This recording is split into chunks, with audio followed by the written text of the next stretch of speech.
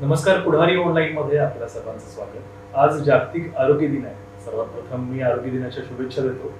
खरं तर कोरोनाच्या पार्श्वभूमीवरती आपण कोरोना विषयक बऱ्याचशाच बातम्या बघत असतो आणि त्याच्याविषयीच्या उपाययोजना सुद्धा बघत असतो. परंतु कोरोना बरोबर इतर सुद्धा गंभीर आजार आहेत, ज्या आजारांविषयी प्रशासन सुद्धा गंभीर असतं आणि शासन स्तरावरती बऱ्याचशा सुविधा आणि उपाययोजना ज्या आहेत त्या वर्षभर राबवल्या जातात. आणि याच विषयी आज आपण बोलणार आहोत या जागतिक आरोग्य दिनाच्या निमित्तानं.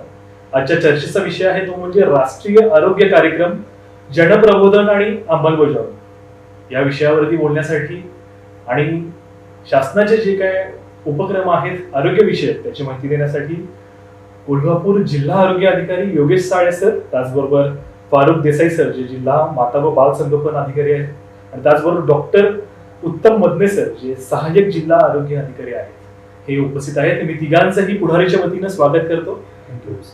पुढे एक वेळ जागतिक आरोग्य दिनाच्या आपल्याला सर्वांना मी शुभेच्छा देतो. आणि या आजच्या विषयाकडे बघूयात. आजचा विषय जो आहे तो पुन्हा एकदा आपल्याला सांगतोय, राष्ट्रीय आरोग्य कार्यक्रम, जनप्रबोधन आणि अंमलबजावणी. दैनिक पुढारीचं प्रयोग सोशल फाउंडेशनच्या माध्यमातून आपण आजचा हा संवाद घेतोय. संवादाच्या सुरुवातीलाच सर मला आपल्याला प्रश्न विचारायला होतो, म्हणजे खरं तर आता कोरोनामध्ये बरीचशीच आपली धावपळ सुरू असेल. खरं तर कोरोना विषयक उपाययोजना ज्या आहेत त्या सातत्यानं अगदी 24 तास आपण कार्यरत असाल, पण त्याचबरोबर इतर सुद्धा जे काही गंभीर स्वरूपाचे आजार आहेत त्याकडे सुद्धा आपल्याला लक्ष द्यावं लागतं. शासन स्तरावरती बऱ्याचशा सुविधा असतात त्या लोकांपर्यंत आपल्याला पोहोचवायच्या असतात. तर माझा पहिला प्रश्न हाच असेल की राष्ट्रीय आरोग्य कार्यक्रम जे आहेत ते कशा स्वरूपाचे असतात आणि त्याच्यामध्ये केंद्र आणि राज्य सरकार हे कशा प्रकारे यात कार्यरत असतं, कशा प्रकारे सुविधा पोहोचवण्यासाठी केंद्र आणि राज्य सरकार प्रयत्न करत असतं? सर्वप्रथम आज जागतिक आरोग्य दिन आहे आणि सर्व श्रोत्यांना, कोल्हापूर जनतेला, आपणा सर्वांना मी जागतिक आरोग्य दिनाच्या शुभेच्छा देतो आणि सर्वांचं आरोग्य हे निरोगी राहावं अशी प्रार्थना सुद्धा करतो. खरं तरी मागील पूर्ण वर्ष आरोग्य विभागामध्ये इतका ताण आणि त्याचबरोबर हा विभाग काम करत असताना दिवस रात्र या विभागाने जे काम करून इथल्या जनतेचं आरोग्य चांगलं ठेवण्याचा, निरोगी ठेवण्याचा जो प्रयत्न केला आहे त्या माझ्या सगळ्या आरोग्य कर्मचाऱ्यांना खरं तर मी मनापासून धन्यवाद पहिल्यांदा देतो. काय आहे की यापूर्वीचा आपला कालखंड बघितला तर आपले नियमित कार्यक्रम ठरलेले होते, म्हणजे जसं की कुटुंब कल्याण एक कार्यक्रम आहे की ज्याच्यामध्ये आपण नसबंदी कार्यक्रम करतो. मग त्या स्त्री नसबंदी आहे, पुरुष नसबंदी. एकेकाळी आपल्या जिल्ह्यामध्ये पुरुष नसबंदीचा उठाव सुद्धा आपण केलेला होता.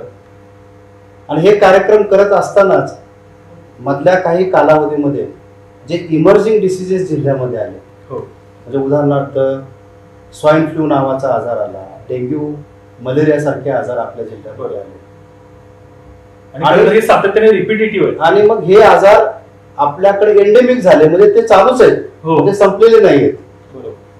आणि ह्या आजारांना टॅकल करत करत असताना महापूर आपल्याकडे आला आणि महापुरामध्ये सुद्धा म्हणजे आपण सगळ्यांनी एवढं छान काम केलं की फ्लड नंतर जे काय डिसीजेस व्हायला पाहिजेत त्याच्यामध्ये कावीळ सारखे रोग आहेत, प्लेग सारखे रोग आहेत, कॉलरा सारखे रोग आहेत, तर सुदैवानं आपल्या जिल्ह्यामध्ये एवढा मोठा महापूर येऊन देखील आफ्टर फ्लड एकाही ठिकाणी कोणत्याही प्रकारचे इपिडेमिक आलेलं नाही.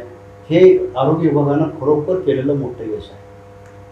आणि या पार्श्वभूमीवरती हे टॅकल करत असतानाच विभागाला शासन पातळीवरती जे वेगवेगळे आरोग्य कार्यक्रम आहेत ते आरोग्य कार्यक्रम राबवण्यासाठी, त्याची अंमलबजावणी करण्यासाठी वेळोवेळी शासनाचं मार्गदर्शन, त्याचबरोबर वेळोवेळी आढावे होतात.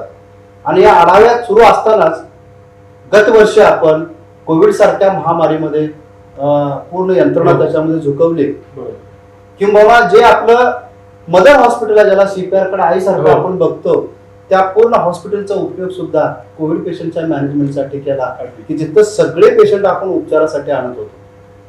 आणि म्हणजे इतकं दुर्दैवानं की त्या लोकांची त्यावेळी एवढी गैरसोय झाली होती. इतर जे आजार आहेत जे गंभीर स्वरूपाचे त्याची जी रुग्ण होते त्यांचा वेगळ्या प्रकारे हाल, मग त्यांना टॅकल करायचा हा प्रशासनासमोर प्रश्न होता. आणि मला खरोखर जिल्हा प्रशासनाचं, इथले पालकमंत्री महोदय, ग्रामविकास मंत्री महोदय किंवा आरोग्य राज्यमंत्री महोदय यांनी इतक्या चांगल्या पद्धतीनं प्रशासनाला सोबत घेऊन हे जे इतर आजार आहेत की ते तर असणारच आहेत, हो. पण त्याचबरोबर हा कोविड आजार आणि दोन्ही आजार सिमल्टेनियसली ज्यावेळेला जिल्ह्यामध्ये आपण टॅकल करत होतो त्यावेळेला हे कोविड आणि नॉन कोविड हे मिक्स होऊन चालणार नव्हतं. अगदी. त्यामुळे या लोकांची वेगळी व्यवस्था काय करता येईल, म्हणजे तिथं एखादी बाळंतीण असेल, हो. एखाद्या बाईला सिझरची गरज आहे, एखाद्याला किडनीचा आजार आहे त्यामुळे त्याला डायलायसिसची गरज आहे, एखाद्याला मधनच काहीतरी ऑपरेशनची गरज आहे, हृदयाचे बायपास सर्जरीची गरज आहे. बरं. तर अशा लोकांना सुद्धा जे आपले एमपीजेआय मधले महात्मा फुले जन आरोग्य योजना जे आपले त्यातले एम्पॅनलमेंट जे हॉस्पिटल्स आपले आहेत त्या हॉस्पिटलमध्ये त्या लोकांची संपूर्ण व्यवस्था करून आणि मग इतर हॉस्पिटलच्या लोकांना, कारण त्यावेळेला प्रायव्हेट हॉस्पिटल सुद्धा कोविड पेशंट मॅनेज करत नव्हता. हो. अक्षरशः ज्यावेळेला पहिला पेशंट ज्यावेळेला जिल्ह्यात निघाला त्यावेळेला आपण आथावे हॉस्पिटलमध्ये रात्री 2 वाजता गेलो. हो. आणि अक्षरशः ते सुद्धा ऍडमिट करून घ्यायला ते नाही म्हणत होते, पण त्याला रिक्वेस्ट करून तो पेशंट तिथं आपण ठेवला. आणि मग हळूहळू जसं जशी डॉक्टर मंडळींची स्टाफची भीती कमी व्हायला लागली हो. तर प्रायव्हेट हॉस्पिटल त्याच्यामध्ये इन्व्हॉल्व्ह व्हायला लागले आणि मग कोविड मॅनेजमेंट वरती गव्हर्नमेंट प्लस प्रायव्हेट हे यंत्रणा आपली सुरू झाली. आणि मला त्या कालावधीमध्ये जिल्ह्यातल्या संपूर्ण नागरिकांनी इतकं छान आम्हाला यंत्रणेला सहकार्य दिलं आणि त्या सहकार्यापोटी आपण कोरोनाला रोखू शकलो. म्हणजे आपल्या जिल्ह्यामध्ये इतर जिल्ह्याच्या तुलनेमध्ये इतर जिल्हा 5 ते 6 महिने हा आजार फेस करत होता. बरोबर. पण आपल्या जिल्ह्यामध्ये सुरुवातीला जे आपण प्रतिबंध केलं होतो हो. त्यामुळे आपल्या जिल्ह्यात सर्ज वाढा लागला. कधी जुलै पासून वाढा लागला आणि तो ऑक्टोबरला मग तो टेपर झाला. म्हणजे आपल्याला 3 महिनेच फक्त भोगायला लागले. पण ते 3 महिने जे आपण भोगलो हे परमेश्वर कृपेने त्याची पुनरावृत्ती नको अशी म्हणायची वेळ आली. कारण आपले आप्तइष्ट सुद्धा जे हॉस्पिटलमध्ये मृत्यू झाले त्यांना घरी पण आपण आणू शकलो नाही, त्यांना परस्पर आपण स्मशानभूमीमध्ये नेलं होतं. या सगळ्या दुःखाच्या प्रसंगाला सावरत असताना कोरोना थोडासा कमी होतोय असं चित्र सुरू झालं. डिसेंबर मध्ये परत शासन पातळीवरती बर्ड फ्लू कुठंतरी निघालाय असं सुरू झालं. म्हणजे केरळामध्ये किंवा जळगावमध्ये किंवा मराठवाड्यामध्ये, म्हणजे पोल्ट्रीमध्ये खरं तर आपल्याला कोंबड्या अशा गाडाव्या लागल्या किंवा त्या कोंबड्यांना मारावं लागलं. आणि मग यंत्रणेचं पूर्ण लक्ष पुन्हा जरा कोविड संपते तोपर्यंत बर्ड फ्लू. त्याचबरोबर शासन पातळीवरचे आढावे सुरू झाले. लसीकरणाचं नियमित लसीकरणाचं काम कमी काय आहे, गरोदराच्या डिलिव्हरीचं कमी काम काय झालं, हे जे आमचे नियमित कार्यक्रम आहेत त्याच्या आढावे. मग यंत्रणाचं पूर्ण मग कुटुंब कल्याण कार्यक्रमाकडे यंत्रणा झुकली. आणि हे सगळं करत करत असताना पुन्हा आता कोविड डोकं वर करतं असं चित्र. म्हणजे सातत्यानं या विभागाला ज्याला आपण म्हणू इमर्जिंग आणि चॅलेंजिंग डिसिजेस, मग आव्हानात्मक जे आजार आहेत ते आव्हानात्मक आजार हे सातत्यानं येत गेले. आणि ह्या आजाराला खरं तरी जनतेचं तेवढं सहकार्य मिळतंय म्हणून आपण ह्या आजाराला थोडं प्रतिबंध करू शकतो. त्यामुळे आता जिल्ह्याची जी स्थिती आपण बघितली तर गेल्या 3-4 वर्षामध्ये किंवा गेल्या 8-10 वर्षामध्ये हे सातत्यानं इमर्जिंग रिइमर्जिंग जे डिसीजेस आहेत त्याच्यामुळं निश्चितपणे यंत्रणेला इतर राष्ट्रीय कार्यक्रम करायला किंवा इतर राष्ट्रीय कामाची उद्दिष्ट पूर्ती करायला यंत्रणाला थोडस कमी पडतोय असं पण चित्र आहे. परंतु निश्चितपणे हे कमी झालं की पुन्हा यंत्रणा त्या आपल्या त्याच्यामध्ये झोपू शकते. सर मगाशी उल्लेख केला तो म्हणजे या कोरोना काळामध्ये माता आणि बालकांची आपल्याला जास्त काळजी घ्यायची आहे. खरं तर फारुख देसाई सर आपल्याबरोबर जे जिल्हा माता व बाल संगोपन अधिकारी सर, या काळामध्ये आपण माता आणि बालकांची कशी काळजी घेतली? खरं तर व्हॅक्सिनेशनचा विषय आहे तो म्हणजे अजून आपण लहान मुलांना देत नाहीये. बाकीची जी काय काळजी आहे, बाकीच्या ज्या काही उपाययोजना आहेत किंवा सुविधा शासनाच्या आहेत त्या त्यांच्यापर्यंत आपण कसा पोहोचवतो? आता आपण गरोदर माता आणि बालकांच्यासाठी ज्या काय आपल्या योजना आहेत म्हणजे मुख्यत्वे गरोदर माता तपासणी आणि त्यांच्या काही इन्व्हेस्टिगेशन्स असतील ह्या आहेत. लहान मुलांचं लसीकरण आहे. पण कोरोना येण्यापूर्वीच्या कालावधीमध्ये आपण ज्या मोठ्या प्रमाणात घेत होतो त्यांना पीएससी मध्ये बऱ्याचशा आपल्या योजना आहेत, जसं की प्रधानमंत्री सुरक्षित मातृत्व अभियान आहे. अशा माध्यमातून त्यांना कलेक्टिव्हली एकत्र गोळा करून त्यांचे सगळे तपासण्या इन्व्हेस्टिगेशन करत होतो. तर त्याच्यामध्ये मोठ्या प्रमाणात रिस्ट्रिक्शन आला आपल्याला. त्यामुळे त्याचं आपल्याला असं नियोजन करावं लागलं की बाबा त्यांना टप्प्याटप्प्याने बोलवायचं.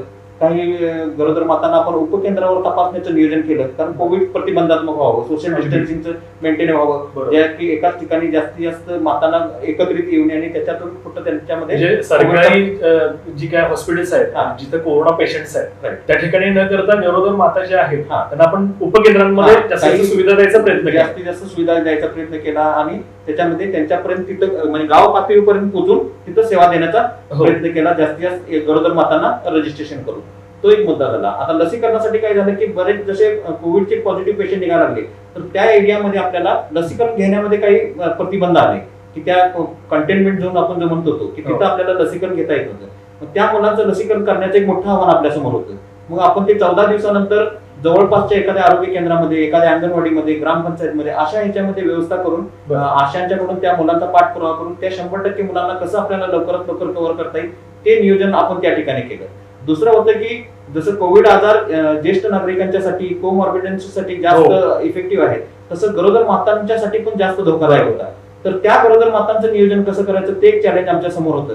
तर त्याच्यासाठी पण आम्ही काही सेंटर्स आयडेंटिफाय केले, जसं आपलं उपजिल्हा रुग्णालय गडिंग्लज आहे, CPR रुग्णालय आहे. त्या ठिकाणी त्यांची कोविड पॉझिटिव्ह गरोदर मातांची नोंदणी करून त्या ठिकाणी त्यांचं डिलिव्हरीचं म्हणजे अशाही cases आल्या. अशा आल्या केसेस आल्या.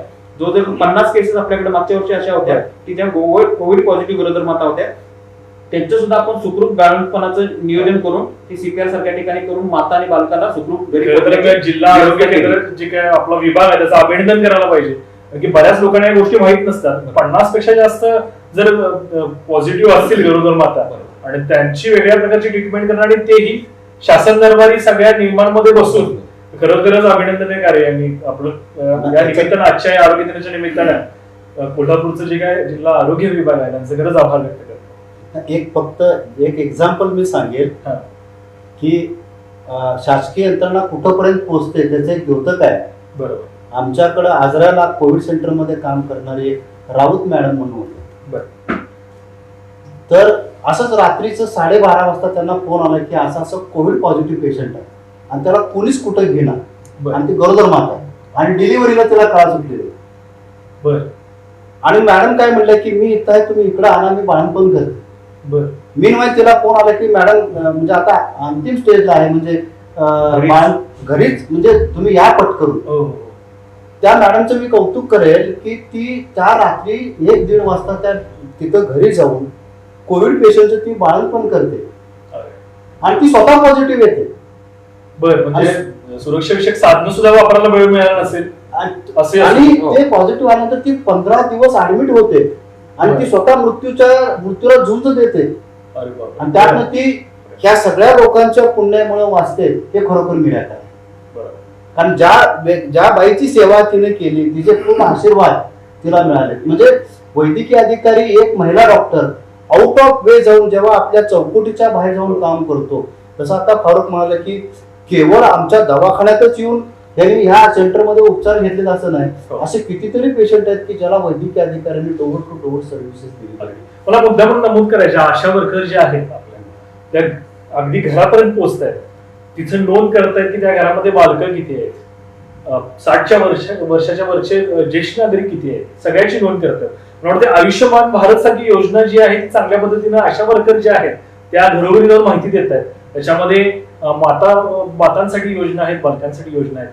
म्हणजे खऱ्या अर्थानं ग्रामीण भागामध्ये जर एक दुवा असेल लोकांपर्यंत पोहोचायचा, आरोग्य विभागातला मोठा दुवा या आशा वर्कर असं सुद्धा म्हणायला हरकत नाही. बरोबर.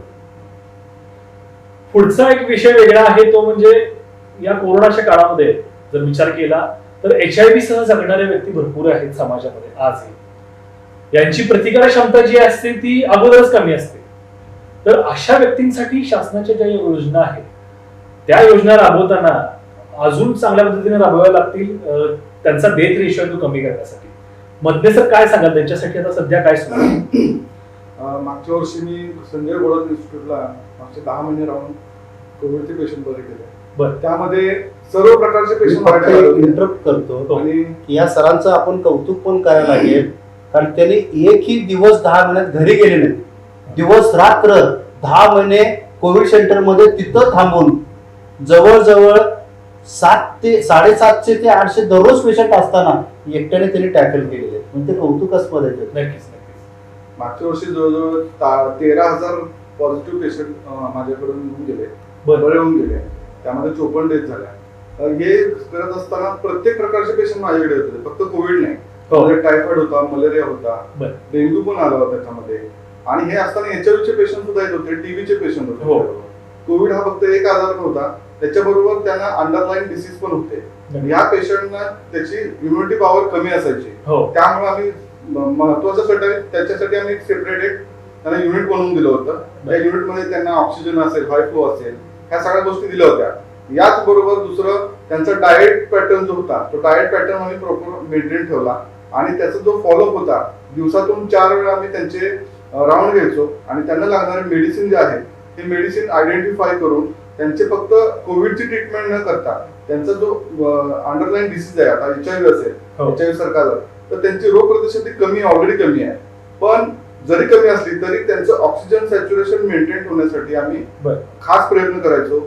आणि कोविडच्या ट्रीटमेंट बरोबर त्यांना एचआयव्हीचे ड्रग ते प्रॉपर खातात काय, त्यांना लागणारी दुसरे टीबी असेल तर टीबीचे औषध व्यवस्थित खातायत का, याचं पण मॉनिटरिंग आम्ही स्वतः आमच्या स्टाफ कडून, डॉक्टरांकडून करून घेतलं. त्यामुळे आम्हाला अशी एकही डेथ झाली नाही की एचआयव्ही पॉझिटिव्ह पेशंट आहे आणि तो डेथ झालाय. फक्त ज्यांची इम्युनिटी कमी, एकदमच कमी आहे, फक्त एचआयव्ही पॉझिटिव्ह पेशंटची इम्युनिटी कमी असतं असं नाही आहे. एखाद्या पेशंटला समजा एआरडीएस आहे, ऍक्टिव्ह रिस्पिरेटरी डिस्ट्रेस सिंड्रोम आहे, आणि त्याचं ऑक्सिजन सॅच्युरेशन कंटिन्यू कमी येते, त्याच्यामध्ये एज फॅक्टर सगळ्यात महत्वाचा असतो. त्यामुळं त्या पेशंटला आपण वाचवण्यासाठी खूप कष्ट घ्यायला लागला आम्हाला. पण या सगळ्या याच्यामध्ये 13,000 पेशंटच्या पाठीमागे 54 डेथ झाल्या, म्हणजे 99% आमचा क्युअर रेट होता. आणि आज पण आम्हाला अभिमान वाटतो सांगायला की त्यामध्ये 101 वर्षाची आजी पासून ते लहान एका दिवसाचं बाळ पर्यंत आम्ही सर्व पेशंट आम्ही तिथे हँडल केले. माझ्याकडे मला आठवतं एक मित्तल साहेबांचा मला फोन आला रात्री 12 वाजता, जे मुख्य कार्यकारी होते कोल्हापूरमध्ये, कोल्हापूर जिल्हा परिषद मध्ये. त्यांचा फोन आला की एक डिलिव्हरी झालेली आहे, ती पॉझिटिव्ह आहे आणि तिचा बाळ आहे एका दिवसाचं, म्हणजे 2 तास हार्डली झालं ते, तिला कुठेही घेत नाहीये, तर तुझ्याकडे पाठवू का? तर म्हणलं पाठवा सर. मग रात्री 12:30 वाजता ती महिला, म्हणजे तिला डिलिव्हरी बाहेर पडून म्हणजे फक्त 2 तास झाले होते आणि त्याचं बाळ, त्यांना आम्ही तिथे ऍडमिट केलं. त्या बाळाचं वॅक्सिनेशन केलं, त्याला बीसीजी पण दिला आम्ही त्या रात्री आणून, आणि त्या आईला तिथं ऍडमिट करून तिथे कोविडचं पण ट्रीटमेंट केलं.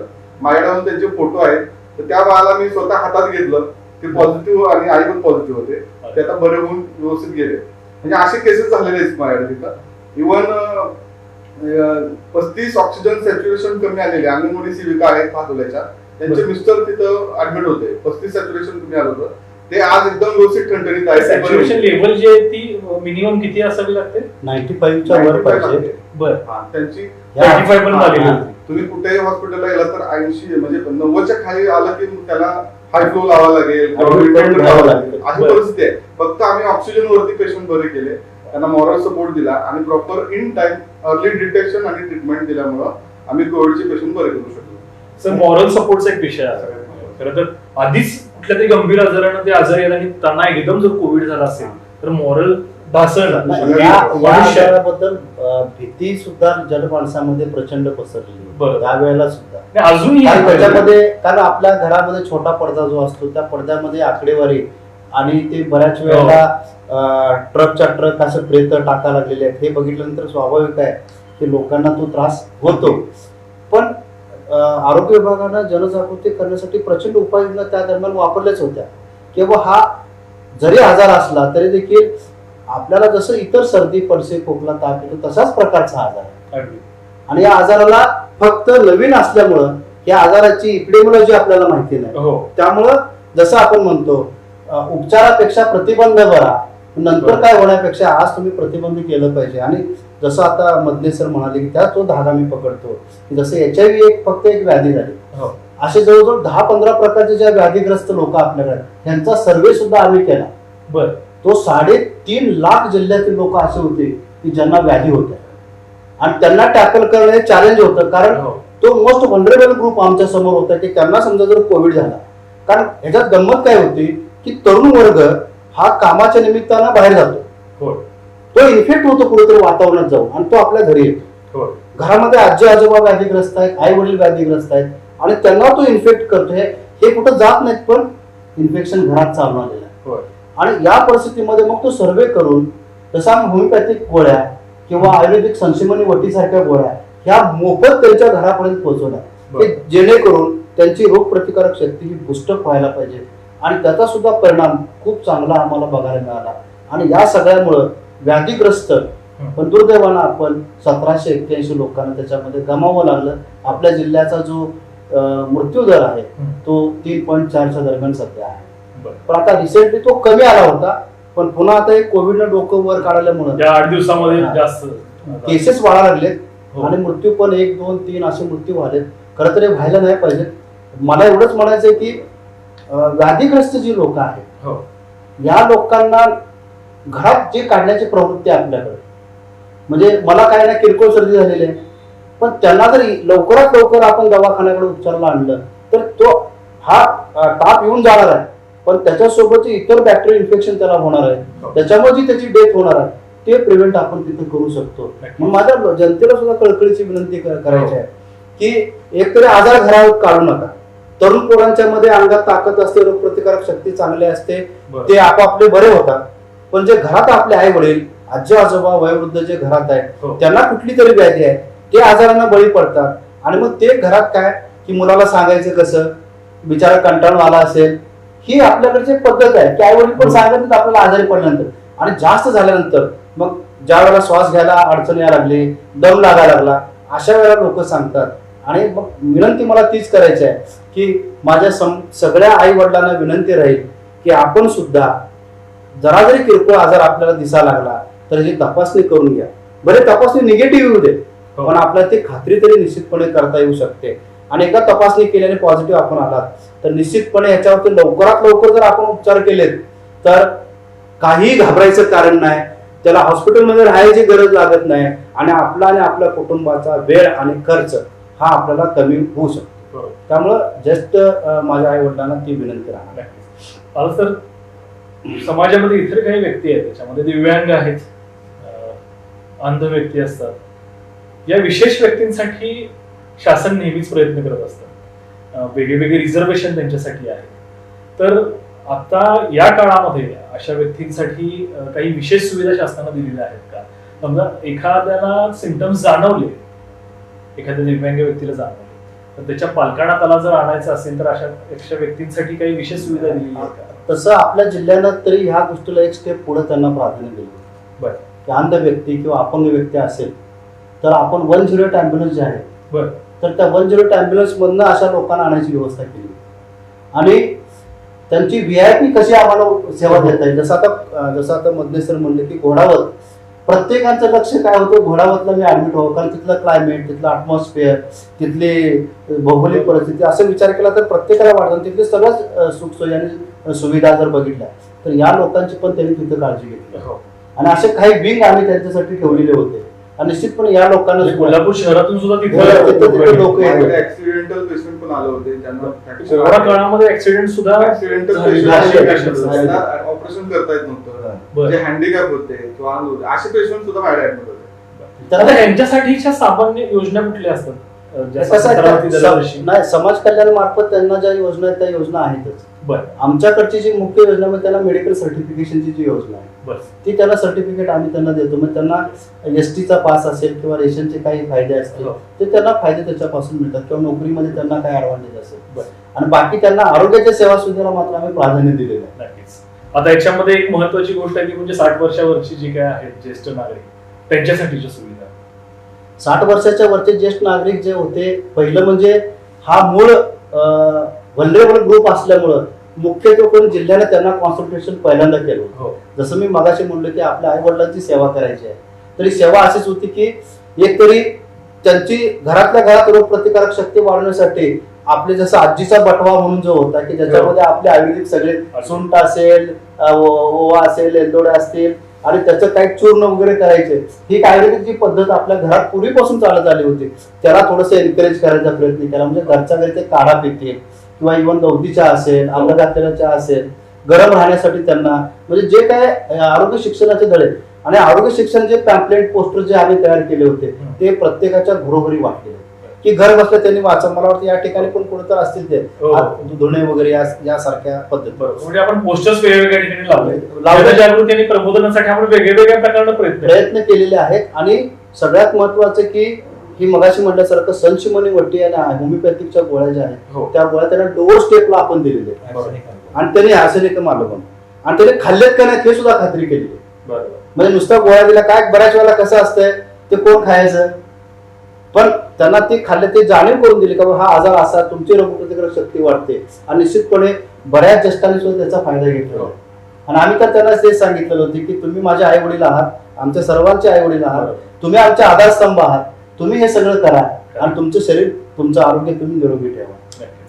आता सर ह्या सगळ्या ज्या योजना असतात केंद्र शासनाच्या, राज्य शासनाच्या, ह्या सगळ्या योजना ज्या आहेत एखाद्या व्यक्तीला जर या योजनांविषयी माहिती जर घ्यायची असेल तर कुठे कुठे मिळू शकते माहिती? बेसिकली आपलं प्रत्येक पहिलं जे स्तोत्र आहे ते म्हणजे प्राथमिक आरोग्य केंद्र आणि त्याच्या अखत्यारीत असणारे उपकेंद्र. आपल्या ANM किंवा आशा या घरोघरी ज्यावेळेला जातात त्यावेळेस शासनाच्या आरोग्यविषयक ज्या ज्या काही योजना, ज्या ज्या काही सुविधा आहेत त्यांचं वारंवार आम्ही रिट्रेनिंग घेत राहतो. मग त्यांना बेसिक साधा असेल तेव्हा आता अपंगाला सर्टिफिकेट कुठं काढायचं माहिती नसतं, किंवा मला माझ्या मुलाला हृदयाला होल पडलेला आहे, ऑपरेशन करायचं, त्यांना कुठं जायचं माहिती नसतं. अशा बऱ्याच गोष्टी आहेत की ज्या सर तुम्हाला सांगतो 2 तारखेला आपण एक कार्यक्रम घेतला ऑटिझम वरचा. ऑटिझम खरं तर ऑटिझम या रोगाबद्दल बऱ्याच जणांना माहित नाहीये की तो रोग आहे की नाही, इथपर्यंतचा विषय आहे अभ्यासाचा.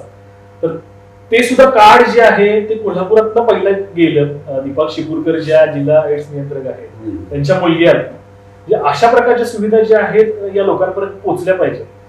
खरं तर जाता जाता माझा महत्वाचा प्रश्न शेवटचा हाच आहे, कोरोना काळामध्ये इतर गंभीर आजार जे आहेत त्याविषयी लोकांनी काळजी घेतली पाहिजे. ज्यांना गंभीर आजार आहेत त्यांच्याबरोबर त्यांच्या कुटुंबियांनी सुद्धा त्यांची योग्य काळजी घेणं गरजेचं आहे. शासन स्तरावरती सुद्धा आपण त्यांच्यासाठी कार्यरत आहे वेगवेगळ्या योजनांच्या माध्यमातून. तर मध्यस्थात जाता जाता काय सांगाल आजच्या आरोग्य दिनाच्या निमित्तानं की त्यांनी कशी काळजी घेतली पाहिजे, काय आवाहन कराल? सगळ्यात महत्वाचं कोविडला न घाबरता आपण प्रशासनाने जे तुम्हाला नियम करून दिलेले आहेत, मास्क वापरा, हँड सॅनिटायझर वापरा किंवा डिस्टन्सिंग ठेवा, हे आपण बोलतो पण प्रॅक्टिकली घडलं पाहिजे. कारण ह्या गोष्टी घडल्या तर आपल्याला कोरोना बराच करता येईल, पूर्ण थांबवता येणार नाही परंतु कमी करता येईल. आणि याच्या बरोबर तुम्हाला जर दुसरे आजार असतील ज्यामध्ये तुम्हाला माहिती आहे की तुम्हाला किडनीचा आजार आहे किंवा ब्रेनचा आजार आहे, तर तुम्हाला तुमच्या जे कन्सल्टिंग डॉक्टर आहेत त्यांच्याशी कॉन्टॅक्ट मध्ये राहिलं पाहिजे आणि त्यांनी जे काही तुम्हाला सूचना दिलेल्या आहेत त्या तुम्हाला पाळल्या पाहिजेत. आणि तुम्ही या कोरोना सिच्युएशन मध्ये ट्रॅव्हलिंग न करता तुम्ही अशा सेफ ठिकाणी थांबलं पाहिजे जेणेकरून तुम्हाला इमर्जन्सी सर्व्हिस लागली तर तुम्हाला अंडर त्या डिस्टन्सला तुम्हाला तिथं पोहोचता येईल. आणि ते सेंटर तुम्ही चालू आहे का नाही या कोरोना काळामध्ये हे तुम्ही खात्री करून घ्यायला पाहिजे. त्याला कुठला पर्याय तुमच्याकडे अवेलेबल आहे का हे तुम्ही पाहून त्यामध्ये तुमची सोय करून घ्यायला पाहिजे जेणेकरून तुम्हाला जर आणीबाणीची परिस्थिती आली तर त्यावेळेस तुम्ही रेडी राहा आणि तुमची लागणारी जी मेडिसिन आहे ती तुमच्याकडे आवश्यक जेवढा पुरवठा किंवा साठा लागतोय तो तुम्ही तुमच्याकडे अवेलेबल करून ठेवला पाहिजे. सर हेल्पलाईन नंबर कुठली आहे का अशा व्यक्तींना इमर्जन्सी सिच्युएशन मध्ये आपल्याशी कॉन्टॅक्ट करण्यासाठी? आपली जिल्हा परिषदची हेल्पलाईन नंबर आहे आता सध्या तोच आहे. या व्यतिरिक्त माननीय कलेक्टर साहेबांचा जो आपला आपत्कालीन व्यवस्था आहे तो एक आपला नंबर आहे. मागच्या वर्षी मला वाटतं आणखी एक आपत्कालीन व्यवस्थेमध्ये एक नवीन नंबर दिला होता. तो CCC DCSC सेंटरसाठी आम्ही वापरत होतो. त्या सेंटरवर त्या फोनवरून आम्हाला पेशंटचे फोन यायचे की माझा रिपोर्ट पॉझिटिव्ह आहे, मला ट्रीटमेंटसाठी ऍडमिट व्हायचे, त्या पेशंटला आम्ही ऍडमिट करून घेत होतो. तोही नंबर आहे. देसाई सर काय सांगाल? खरं तर आपल्याकडे विभाग जो आहे तो अतिशय संवेदनशील आहे.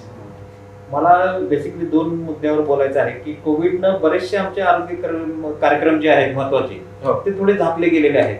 तर ते आपल्या माध्यमातून मला जनतेपर्यंत पोहोचवायचे आहेत. पहिलं जे फॅमिली प्लॅनिंग आमचा कार्यक्रम आहे तर त्याच्यामध्ये ज्या पारंपरिक ज्या आमच्या पद्धती आहेत त्याच जनतेपर्यंत माहित आहे. जसं की पुरुष नसबंदी, स्त्री नसबंदी, लॅप्रोस्कोपिक बिन टाक्याची शस्त्रक्रिया किंवा कॉपर्टी किंवा ओरल पिल्स एवढ्याच पद्धती माहित आहेत. पण शासन या मागच्या 2 वर्षापासून सातत्यानं नवीन कमोडिटीज त्याच्यामध्ये ऍड करत आहे आणि त्या जनतेपर्यंत पोहोचणं आवश्यक आहे. जसं की प्रसूतीनंतर 48 तासात बसवणारी कॉपर्टी सारखी पद्धत आपण आपल्या PSC पर्यंत आणलेली आहे. तर ती पण जनतेपर्यंत माहित होणं गरजेचं आहे की अशा पद्धतीचे पण आपण संतती प्रतिबंधक साधनाचा वापर करू शकतो.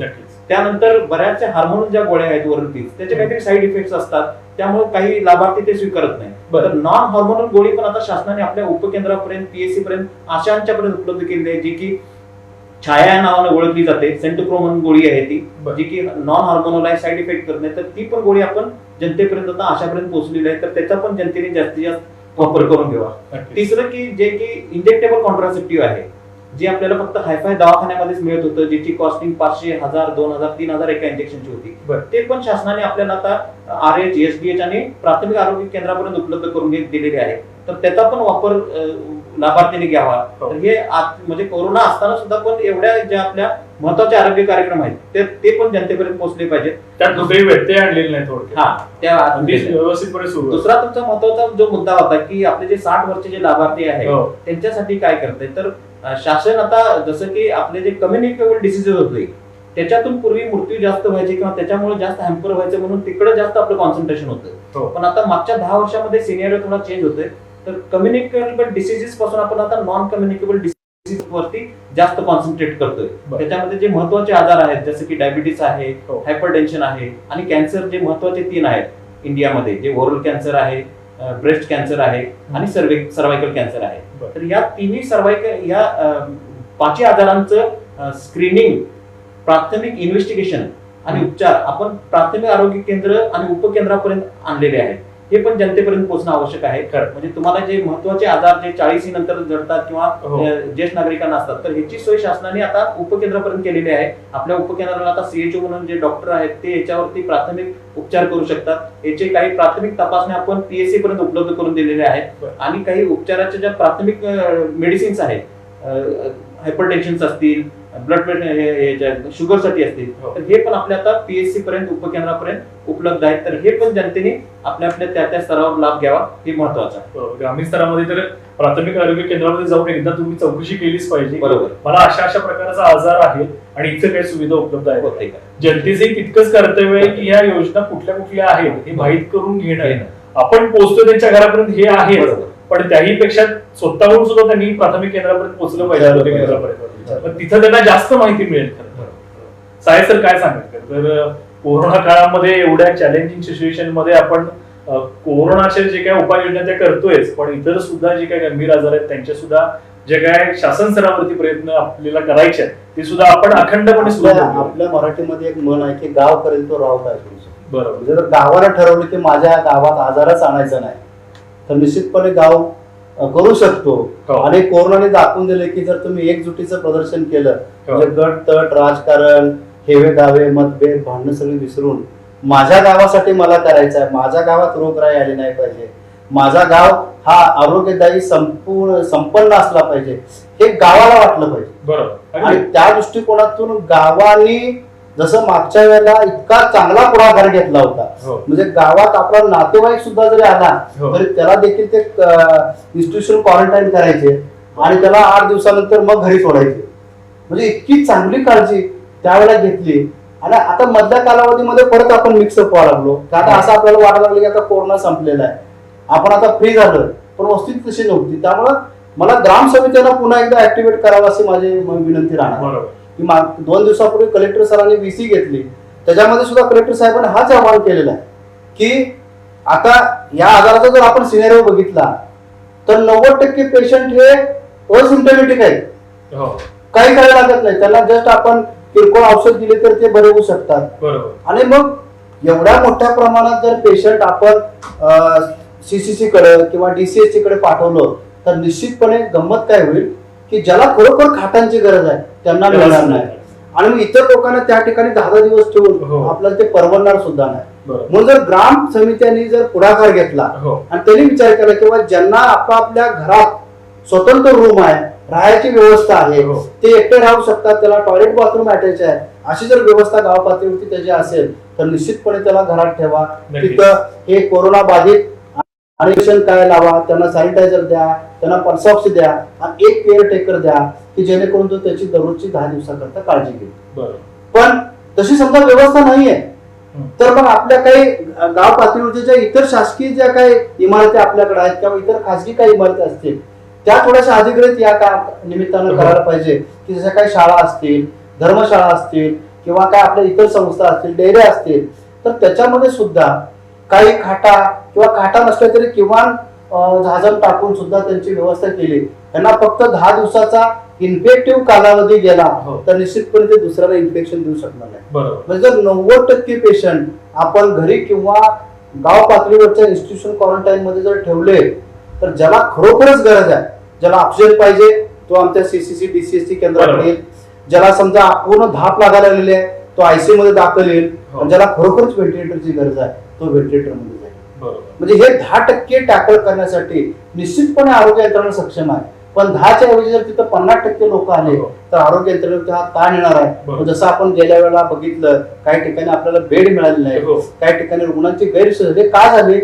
कारण आपण याला जास्त एनकरेज केलेलं नव्हतं. त्यामुळे मी ग्राम समित्यांना, प्रभाग समित्यांना माझी मनपूर्वक आणि कळकळीची विनंती राहील की जे असिम्टमॅटिक लोक आहेत किंवा माइल्ड सिम्पटम्स आहेत ते आपोआप बरे होणार आहेत, ते आपापल्या एकतरी घरी, तिथं जागा नसेल तर आपल्या आपल्या कार्यक्षेत्रातील संस्थांमध्ये त्यांना अलगीकरण आपण करावं आणि तिथं त्याची काळजी घेतली तर निश्चितपणे आपला लोड कमी होईल. आणि जसं वाढ आहे म्हणजे मागची लाट येऊन गेली, आता दुसरी लाट आलेली आहे, पण अजून किती लाटा येणार आहेत आपल्याला काहीच माहिती नाही. किंवा आता जसं आपण एक म्हणतो बघा की लिव्ह विथ कोरोना, कोरोना सोबत जगलं पाहिजे. आणि मग हे लिव्ह विथ कोरोना जरी आपल्याला हे कळलं असेल की कोरोना हा आपल्याला मोठा राक्षस नाही, जसं ते आपण म्हणतो की इकडून बाण सोडला तर त्या बाणाबरोबर आपण नुसता मास्क जोडला, तिकडून एकाने बाण सोडला कोरोना, तो जसं आपण मध्ये काही ह्याच्यात पाहिलं व्हॉट्सअपच्या माध्यमातून डिझाईन तयार केलेलं होतं. तर निश्चितपणे फक्त मास्क ही एवढी मोठी आपल्याकडे गुड स्ट्रॅटेजी आहे की आपण सार्वजनिक ठिकाणी जाताना मास्क लावा, घराबाहेर पडताना मास्क लावा, मास्क काढू नका. आपल्या बऱ्याच वेळेला ग्रामीण भागात जेवणावळी भरपूर होतात, सण होतात, लग्न कार्यक्रम आहेत, मयत किंवा दुःखाचे कार्यक्रम असतील आणि त्यावेळेला भरपूर गर्दी तिथं होते. अनावश्यक गर्दी टाळली पाहिजे. आपण जसं सर म्हणले सोशल डिस्टन्सचा वापर केला पाहिजे, हाताला वारंवार साबणानं धुतलं पाहिजे. एवढ्या जर बेसिक ऍक्टिव्हिटी आपण केल्या तर निश्चितपणे आपली जे काय आपली जनता या ठिकाणची आहे ती निरोगी आणि चांगली राहील. आणि असे कोरोना आज आला आणि काही दिवसानंतर आपण वेगळ्या इमर्जन्सी डिसीज बघू, कारण व्हायरस हे म्युटेट होत राहणार आहे. आपल्याला माहिती नाही नेमकं काय आहे, पण त्याला सुद्धा जगण्याची, त्याला सुद्धा टॅकल करण्याची ताकद आपण जर प्रतिबंधात्मक जर सवय लावून घेतल्या तर निश्चितपणे आपल्याला ते होऊ शकते. आणि म्हणून माझी सगळ्या जनतेला विनंती राहील की आपण कृपया घाबरू नका. बरेच जे लोक आजारी पडले ते मुख्य कारण घाबरल्यामुळेच, तर घाबरू नका. आपल्याला लक्षण काय आहेत का बघा. आपलं ज्याला आपण श्वास जो आहे म्हणजे पल्सॉक्सी जो आहे तो 95च्या खाली येतोय का बघा, किंवा ज्याच्यामध्ये आपलं तापमान वाढलंय का बघा. जर असं असेल तर डॉक्टरांचा सल्ला घ्या आणि त्यांच्या सल्ल्यानुसार मग एकतरी सीसीसी केंद्राकडे किंवा गाव पातळीवरती किंवा मग आपल्या डीसीएससी याच्यामध्ये दाखल व्हा. आणि याच्यासाठी असणाऱ्या उपलब्ध गोळ्या, यासाठी असणारी साधन सामुग्री, यासाठी असणारे डॉक्टर, नर्सेस यांची आता आम्ही तयारी केलेली आहे. काही ठिकाणी अजून तयारी पण सुरू आहे. पण निश्चितपणे इथं खाटांचा कुठेही प्रश्न निर्माण होणार नाही अशा प्रकारचं आमचं नियोजन आम्ही केलं. आज जागतिक आरोग्य दिन आहे. मी पुन्हा एकदा सगळ्यांना आरोग्यमय खरं तर शुभेच्छा देऊयात की कोविड आहेच, त्याचबरोबर इतरही जे गंभीर आजार आहेत, जे आता आजारी आहेत त्यांना सुद्धा त्या आजारावरती मात करण्यासाठी आणि शासनाच्या ज्या काही सुविधा आपण देतोय त्या सुविधांचा त्यांनी अवलंब करून त्या सुद्धा आजारांवरती मात करावी अशा आपण जागतिक आरोग्य दिनाच्या निमित्ताने शुभेच्छा देऊयात.